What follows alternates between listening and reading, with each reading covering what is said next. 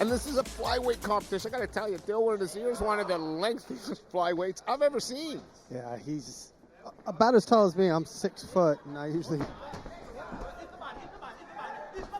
Well, he's about 6 inches taller than me, and I walk around at a healthy 185. So the fact that he's got 6 inches and 60 less pounds worries me somewhat.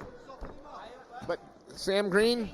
Ooh, doing the old school foot stomp as he has him locked against the cage. Green 2-4 in his amateur career, comes in with good 4-fight more experience than Nasir on the bottom here. Sam Green trying to consolidate that top position, looking to bring Nasir up, stuff the head against the cage. Walking him straight over to us so that he can posture up and start raining down some punches. You can see fabulous use of the head inside to try to get those arms free. He was trapped in when he was throwing.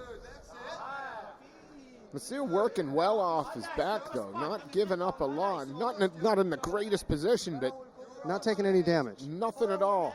He's keeping control of that head. He's keeping control of the arm. He's just keeping it to the point where Leon Roberts, who's standing just over him, can look to see, okay, if there's not enough action, we're going to stand this up. Green constantly looking, though, to get that distance. A nice up kick almost landed there. Green came back with a bit of fury on that one. Oh, now. Looking for that reverse triangle. Good warning there from the referee.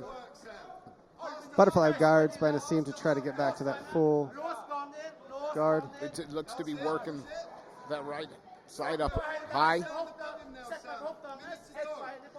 Green still has his head pinched up against that cage to try to throw down punches, but with those long legs, he's got to be careful because he cannot get away to try to posture. The minute he stands up, Nassim's throwing those up kicks.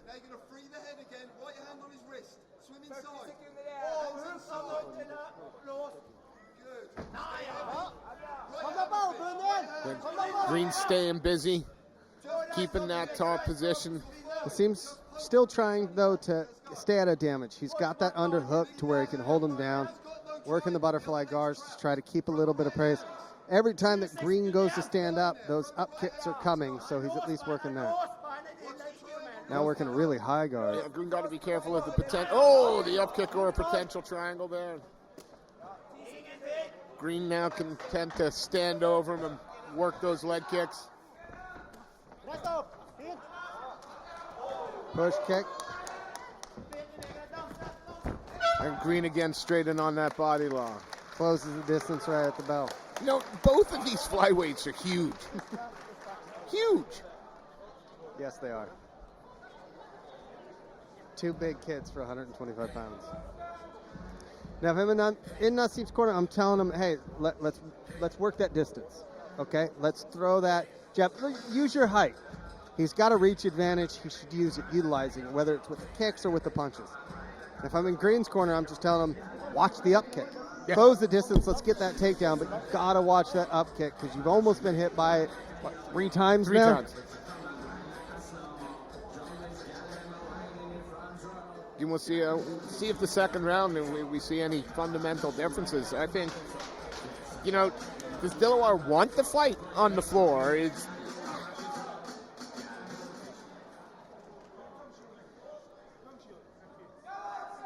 Cage door closes and our official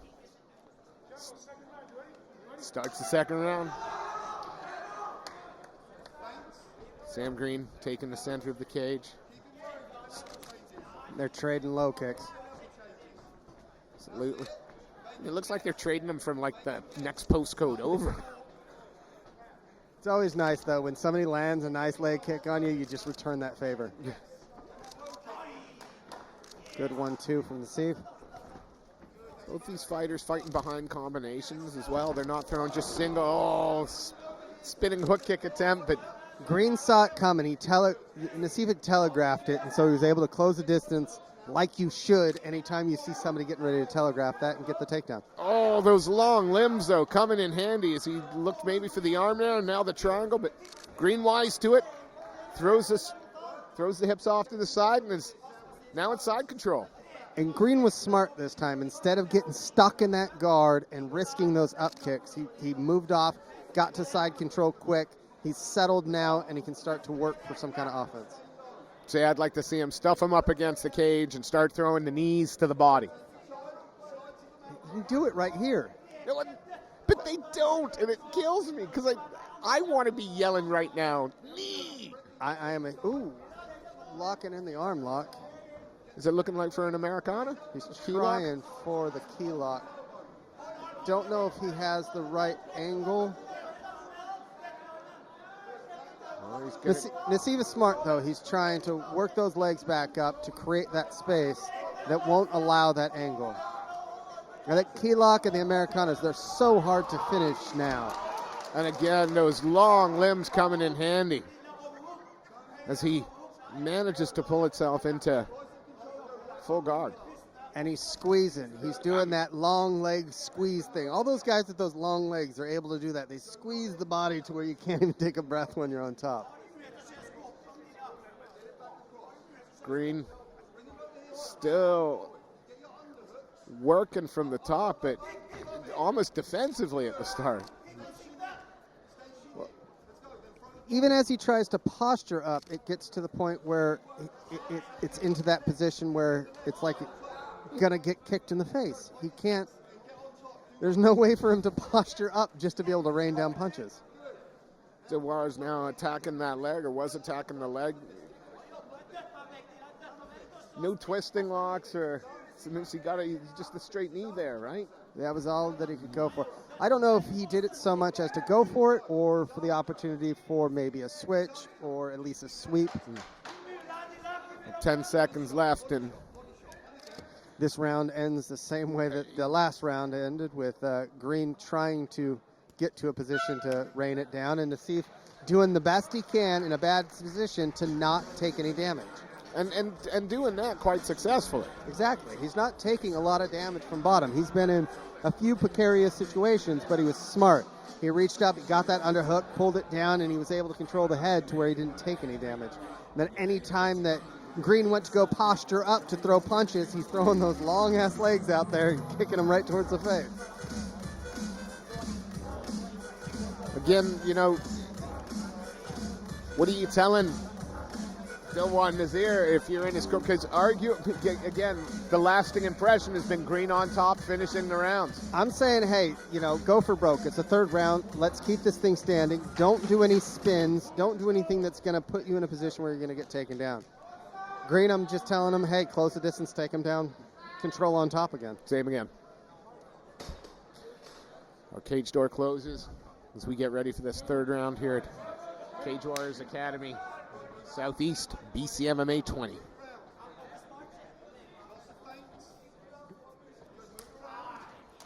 Nassif comes out with a nice stiff leg kick.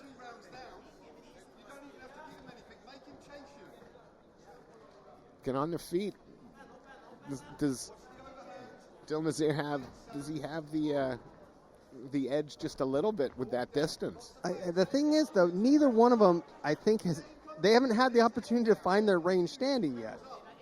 It's been a clinch battle this entire time, or it's went to the ground. This is probably the longest amount of time in this entire fight that they've been at distance. And flicking out a lazy jab there. Again, a nice little level change. Green was waiting for it. He was sitting there waiting for the step to come in. You could see him feint in, wait for that shot. The one thing is he's got to be able to figure out a way to get his wrist free and be able to land some punches, because at this point, Nassif's able to just control him. And nice roll as he got himself out of trouble there. Good sprawl out, though, by Green. Green's got the back and trying to sink in both hooks as he pulls one them back. hook in. Just got the one in at the moment. Now he's fighting to get underneath the neck, but Nassif is working those hands. He's got a good lock to keep that chin protected, and his chin's tucked. The fact that Green is sort of just controlling the one hip with sort of that grapevine of the leg, does that make it more difficult to get the sub? No, because he can still control the body. If you got that one hook in, you can control that hips. You're able to, if you can reach that arm underneath, you can still get the stretch that you need in order to finish it. Like, as a wrestler, we're more comfortable with one hook in to begin with. Ah, there we go. Now the second hook's in, and he's flattened him out. I think he's not under the chin, though. Is this just uncomfortable pressure then? Yeah, it's just nasty on your chin. He's working the hands well. He's doing everything right to protect himself. He's keeping wrist control. His body's broken down, which is fine, but he keeps building back up, and he's not opening his neck up. Green's got to throw some punches. He's got to give him a reason to let go, like he just did. But again, some good hand fighting. Exactly. By Dilawar Nasir here. Nasir was smart, and as soon as that arm went underneath his chin, he reached back and he kept the full tight lock on the other arm. So he's not going to be able to get finished at that point. Oh, got to be careful with some of those shots are landing.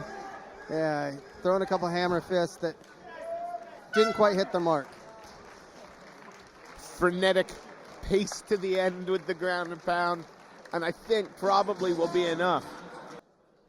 Ladies and gentlemen, after 3 hard-fought rounds, we have your winner by unanimous decision in the red corner, Sam Green.